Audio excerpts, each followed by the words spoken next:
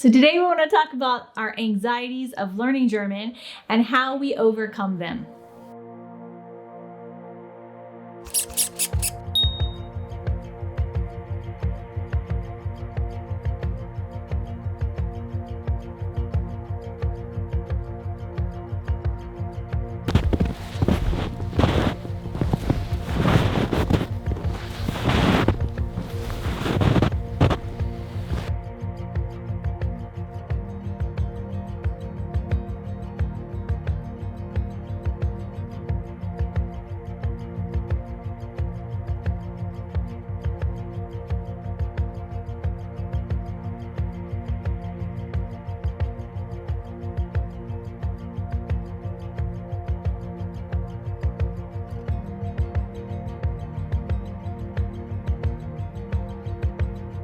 Hallo, ihr Lieben. Hey everybody, welcome back to our channel. We are the McFalls, a family of 6 with 4 kids. And a cat and a hamster. Who moved from the USA to Germany almost exactly 1 year ago. Pretty close. By the time this video airs, it will be 1 week and 1 day that we will have arrived in Germany from the US. And we hope you will join us next week. We're going to have a very special 1-year anniversary little party. I've even bought decorations. We're going to have champagne. So I want you to grab a bottle of champagne this next week and join us next week. You can drink your bottle. Oh, drink your bottle of champagne. Hey, why not? Drink your glass or your bottle or whatever you want, or your 2 bottles. I don't know. I won't ask. Just the other night I was sleeping under a bridge, and now here I am on the grandest ship in the world having champagne with you fine people. I'll take some of that. We'll also be talking about things that were really, really hard when we first arrived that are easy now. Yep. And one of them is German. Well, German's not easier. German's easier. You gotta put an on the end of that one. Yeah, not easy yet. Yeah. We wanted to talk to you today about the anxieties of learning German. And really, some of these things are specific to German, but most of them really are the anxieties of learning a new language that anyone learning a new language in a new country through immersion, right, would experience. So this is not necessarily specific to German, just to clear that up. A lot of people have gone through this. Yeah, who've moved abroad. It's hard. So the first one is working through the anxiety of feeling silly. I know for me, I've had to swallow my pride when I'm speaking German and meeting people in town and trying to speak. I have to swallow my pride and knowing I'm going to sound like I'm about 3 years old when I talk, maybe 4. Yeah. But I'm going to sound like a little child. It could end up sounding really silly, maybe even dumb. And I just have to get over it and speak anyway. So we have this saying in English, you can't teach an old dog new tricks. We're not old yet, but... Speak for yourself. I'm not old. Kevin's older than me.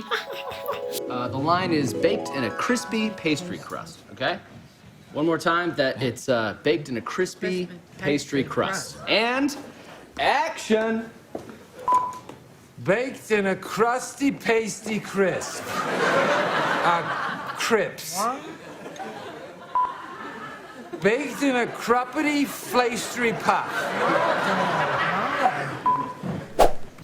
I can see that as an adult. The older you get, the more you become wise in many things, and you're not a beginner anymore. And children are used to being beginners, and I think that's why they pick up foreign languages. That's one of the reasons they pick up foreign languages so well and so quickly. They're not afraid to try. They're not afraid to make mistakes. They're not afraid of being a beginner. And the older we get, the less and less we want to be beginners. I think the less we want to learn new things because we're stuck in our ways. That's absolutely is definitely a part of that. I think it also is to the personality of the person. You know, there are certainly some people that aren't comfortable embarking on something until they know they can do it well. And so... Like our oldest son. Yeah. That was one of his struggles with speaking German, was that he wanted to say it correctly. He wanted his grammar to be correct, his pronunciation, and it was hard for him to start. Yeah. I guess I've just lived in so many foreign countries where I don't speak the language well that I'm focused on can they understand me, and can I understand what they need to say? And if it's not pretty, so what, I guess, but it's hard. You have to get to that point. And it's like, yeah. I had a really good colleague of mine once living abroad. He refused to speak the local language with the locals, even though he was married to a local person and could speak the language way better than me. But he was like supposed to be the most senior person in the department. And it was supposed to be, everyone was supposed to look up to him. And he just couldn't bring it to himself to speak in his non-native language because he wouldn't sound intelligent. So, there's definitely something there. That's a personality thing. Yeah. So it's definitely harder for some than it is for others. And usually I'm the kind of person that doesn't mind learning something new and doesn't mind feeling silly. But I've noticed I have been bothered by feeling silly since moving here. Yeah, you just have to go and make it work. You have to be focused on the results and not what's happening in between. If you're able to go to I was able to go this morning to the apothecary, and I got what I wanted and I left with what I wanted, but the communication was not always there. There's hand signals and everything going on, but it worked. It was a successful trip. Yeah, so Kevin kind of covered how you overcome that. And I've also done that too, is just knowing the purpose right now is for me to communicate something with you and you to communicate with me. If that means it sounds really bad and I sound dumb, then oh well. And no one has ever been rude to us in person. Maybe they leave and walk down the street and start laughing later. Maybe so. But I don't think so. Everyone we've encountered here in our town and have talked to in person has been so kind. They just give you this feeling like it's okay for me to try. Yeah. They're not upset with me that I'm a beginner. And that has helped so much. They smile and they're like, it's okay. They often will say like, my English is also bad. I understand, And so when someone is kind, you can communicate and you're going to be just fine. One of the other strategies that I use is I know when I'm in a conversation, I'm not going to understand everything. Depends. Some conversations I understand 20%. Some I understand 60%. It all just depends. But one of the things I do is once I get towards the end of the conversation, I always need to make sure I know what my next step is. What is the next thing I'm supposed to do? If I'm talking with somebody at the school or the eye doctor, I'll say back. You've gone to the eye doctor many times. Yes, well, with all the kids. They all wear glasses. Ella's the only one without glasses. And so I'll always ask, hey, this is what I think I'm supposed to do for the next script, the next step, the next step is this, right? This is what I'm supposed to do. So even if I didn't understand everything, maybe I didn't understand like the whole path of what's going to happen, at least I know I'm doing the right thing for the next step. That is the most important thing. And if I don't understand the other things down the way, we'll deal with them when I get to them. But at least I'm going to do the next step right. Yeah. And like speaking of the eye doctor, that was something like I know Kevin's German is better than mine. And he has been taking the kids to the eye doctor and dealing with the eye doctor because his German is better. And so I ended up having to take one of the kids because Kevin had to work. And I was like so nervous because I was like, I don't know if I'm going to understand. But of course, I was taking our oldest son. His German, he can understand a lot. He's doing really well. So she addressed him the whole time and she just talked to him. He's also 12. So, Germans, you guys treat children with a little more respect here. Americans might be offended by that, but they treat the child like, it's the self-reliance. It's the culture of self-reliance and independence. Like, you're 12 now. You should be able to make your own decision when it comes to picking out your glasses and what you want. And that's how she was treating him. Anyway, so she talked to him. I didn't understand half of what she said. I did understand I understand what's going on. I understand the basics and everything. I left feeling really bad about myself. Like, I didn't understand like half of it. I thought my German was getting better. And then I come home and talk to Kevin and he's like, I don't understand like 60% of what that woman says. We really like her. She's a very nice lady. But, yes, wonderful. Yeah, she takes good care of us. But and so when Kevin told me he also didn't understand, I was like, okay, well, you've been able to get glasses for 3 children without understanding much, so I'll be okay. So yeah, that's part of it is knowing, like you said, we're not going to understand much, and that's okay. You don't have to understand every detail of the conversation. Yeah. You just need to understand what the overall big picture is and what the next step is. Yeah. Mm-hmm. So number 2, and many of you have said this in the comments, is that German is a grammatically complicated language. And I think English is also. But of course, English is something that's our native language. So learning the grammar was just tedious and annoying in school. It wasn't like we didn't know already how to speak. You know, the der, die, das, the eine.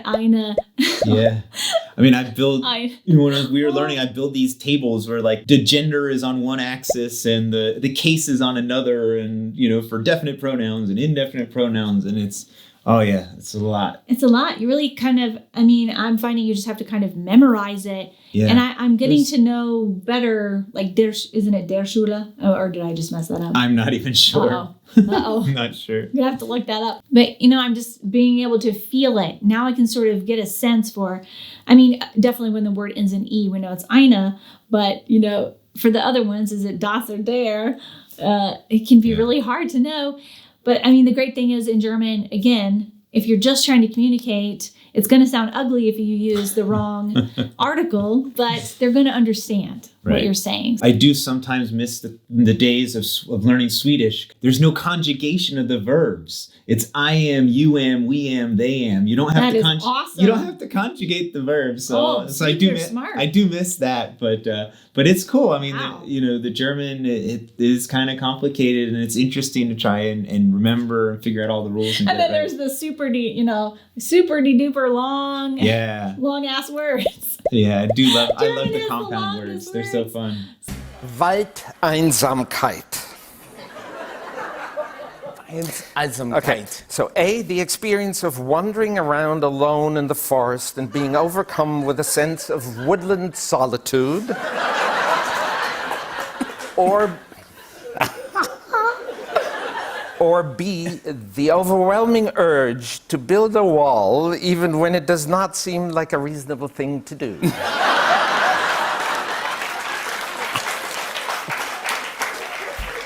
What is the word again? Waldeinsamkeit. It's a beautiful word. A, the man who Correct. wanders around the woods and finds Very good. Very good. Bravo. Okay. So number 3, and this is a big one for all foreigners, I'm sure, is talking on the phone. Major anxiety when the phone rings. If I see it's a German number, Kevin, I'm like, I Kevin. can't do it. I'm getting better now, and there have been times where Kevin's not around, and I just have to answer the phone, and I just say, hello, and then I just have to say, mein Deutsch ist schlecht, Entschuldigung, and oftentimes they'll still stay in German, which is good for me, but they'll really slow down, or they'll say it in several different ways, and then I'm like, okay, I got it, I understand. Yeah, I can't tell you how many times the phone is rung, and they're like, they introduce their name, and they tell what company they're with or what they're with. And a lot of times I'm too shocked at that point and I just don't catch it. And so I have to go in, I have to let them get like 2 or 3 sentences in. And then I finally make the connection. Oh, that's the person that's here going to fix the wood on the balcony, or that's the person that's going to come and check out the plumbing. And so then I have to sort of backtrack and figure, oh, okay, all right. Yeah. So yeah, it's tricky. Oh. Yes. So that takes us into the next step, number 4, which is we much prefer to use texting and WhatsApp and email because, of course, we can use our translator. Well, it's not just the but you also have more time. You're not having to do it in real time. You don't have to have real time, your real time operating system doing it all at once. You got that offline to be able to read and try and figure it out and then formulate your response. But of course, yes, I use the translator a lot. But yeah, that's really helpful. And it seems to me that more maybe this is a small town thing, because I imagine for large businesses it might not be this way, but I find in Germany a lot of businesses communicate by email and by WhatsApp. And there's very few businesses in America that you would communicate with through WhatsApp or even email for that matter. It's mostly phone or in person. I remember we were first here, and in order to get the children into school, we needed to get their vaccination records changed into the Impfpass, the little Impfpass, that little orange booklet with all of your vaccinations in it that you have here in Germany. And we just had our American records. And so that was one of the very first things in the first week or two that we were here to get that settled so that they could go to school. Yeah. And so there happened to be 2 pediatricians in our town, okay? And one of them had a WhatsApp number on their website. And I'm like, that's the one I'm using. Because I can write a message. And so, so I sent a WhatsApp message to her, or maybe she had an email, and then eventually I think it was email. It was email, and then we eventually used WhatsApp. But that worked out great. So I lean a lot on those. It's really helpful. And even though you use the translator back and forth, you still learn a lot. You still catch the words here and there. And you do. All day long, it seems I'm doing somebody. Right now, we're trying to sell some hockey equipment that we had gotten. So I'm sending WhatsApp messages, back and forth to a parent. Yeah. And it works out really great that way. Yeah. Both Kevin and I use Google Translate to translate the messages in WhatsApp sometimes, but both of our German is getting better so that I'm not having to translate everything. No. Now I can just translate like a word or two or maybe one sentence. So it's gotten better, thankfully. Yeah.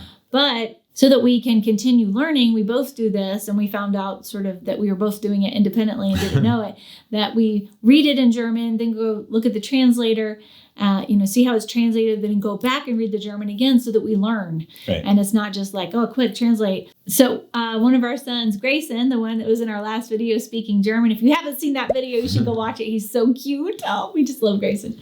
We love all our children, but Grayson's very cute in that video. Grayson's in an ice hockey verein, and we have a WhatsApp group for the parents, and it's like non-stop messages. And I'll never forget when we first joined the verein in September, I think it was like every day there's messages, and then all the parents responding, and there's like 14 people in there. And it was so overwhelming that I remember my brain, I feel like my brain was going to explode. I was like, I can't handle this and everything else that's going on to settle here in Germany.